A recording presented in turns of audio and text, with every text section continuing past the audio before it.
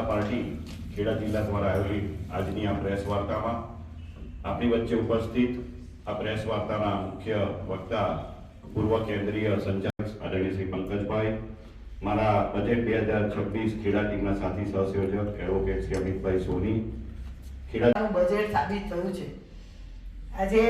Bharatiya Janata party की विचारधारा सबका साथ सबका विश्वास विकास ताजेतરમાં भारत सरकारનું 2000 वर्ष 26-27નું નાણાકીય બજેટ લોકસભામાં યશસ્વી મંત્રી માન્ય નિર્મલાજીએ પ્રસ્તુત કરવામાં આવ્યું। દેશના યશસ્વી વડાપ્રધાન આદરણીય નરેન્દ્રભાઈ મોદી સાહેબના શાસનમાં જે પ્રકારે દેશને દૂરંદેશી નેતા મળ્યા છે અને જે દ્રઢ ઈચ્છાશક્તિ સાથે ભારતને 2047માં વિકસિત ભારત બનાવવાના સંકલ્પ સાથે કામ કરી રહ્યા છે, ત્યારે દેશ માટે આ વર્ષનું બજેટ ખૂબ અતિ અગત્યનું છે। જે પ્રકારે દેશમાં કુલ મળીને 53 લાખ કરોડથી પણ વધારે નાણાં ખર્ચવાનું આ બજેટનો અંદાજ છે, એ જોતાં એવું લાગે છે કે દેશના તમામ વર્ગને સ્પર્શતું, સૌનો સાથ સૌને વિકાસ કરતું આ બજેટ છે। દૂરંદેશી નેતા આદરણીય મોદી સાહેબના નેતૃત્વમાં જ્યારે વિશ્વ પણ આજે ભારતને એક ફાસ્ટેસ્ટ ગ્રોઈંગ ઇકોનોમી તરીકે જોઈ રહ્યું હોય, દેશના વિશ્વના અન્ય સંસ્થાઓ પણ દેશના વિકાસને જોઈ રહી હોય, ત્યારે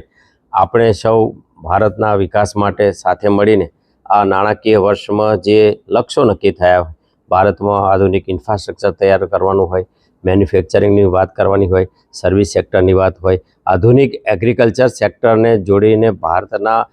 ખેડૂતોનું હિત રક્ષણ કરવાનું હોય કે ડેરી ઉદ્યોગ કે ફિશરિંગ ઉદ્યોગને મદદ કરવાનું કામ હોય, ગુજરાતને પણ જેમ આપણે જાણીએ છીએ એમ કે હંમેશા વિશેષ લાભ મળતો રહ્યો છે, ત્યારે ગુજરાત એક ટ્રેડિંગ સ્ટેટ તરીકે, મેન્યુફેક્ચરિંગ સ્ટેટ તરીકે, કેમિકલના હબ તરીકે અને આધુનિક ઇન્ફ્રાસ્ટ્રક્ચર તો ગુજરાતનું શ્રેષ્ઠ છે, પરંતુ એના ખેત ઉત્પાદનો પણ આજે વિશ્વમાં દૂર દૂર સુધી પહોંચે છે। વિશ્વમાં સૌથી વધારે દૂધ ઉત્પાદન કરવાવાળી સંસ્થાઓ પણ ભારતમાં છે અને ખેડા જિલ્લામાં છે। આપણે જાણીએ છીએ કે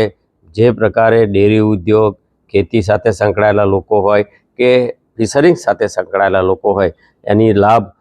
ગુજરાતને અને ખેડા જિલ્લાને પણ મળવાનો છે। ખેડા લોકસભામાં લોથલ અને ધોળાવેરે જેવી સંસ્કૃતિને પણ આધુનિક પેઢી સમક્ષ મૂકવા માટેના જે પ્રોજેક્ટો છે, મ્યુઝિયમ બનાવવાના છે, એના પણ નાણાં ફાળવવામાં આવ્યા છે। આધુનિક રેલવેના ઇન્ફ્રાસ્ટ્રક્ચર થઈ રહ્યા છે। આપણે ત્યાં જે પ્રકારે રેલવેની સાથે હાઈવેઝની સાથે પોર્ટવેઝ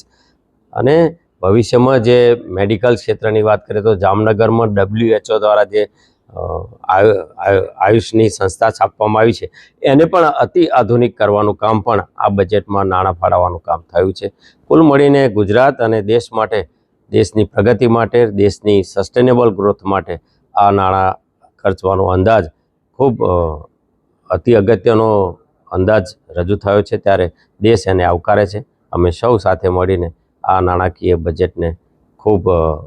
શુભકામનાઓ પાઠવીએ છીએ અને દેશ માટે પણ આ અતિ મહત્ત્વનો ક્વાર્ટર છે। આપણે જાણીએ છીએ કે 21મી સદીના આ પહેલા ક્વાર્ટર પછીનું બીજા ક્વાર્ટરનું પહેલું વર્ષ છે, 16મા નાણાપંચ માટેનું પણ પહેલું વર્ષ છે અને કુલ મળીને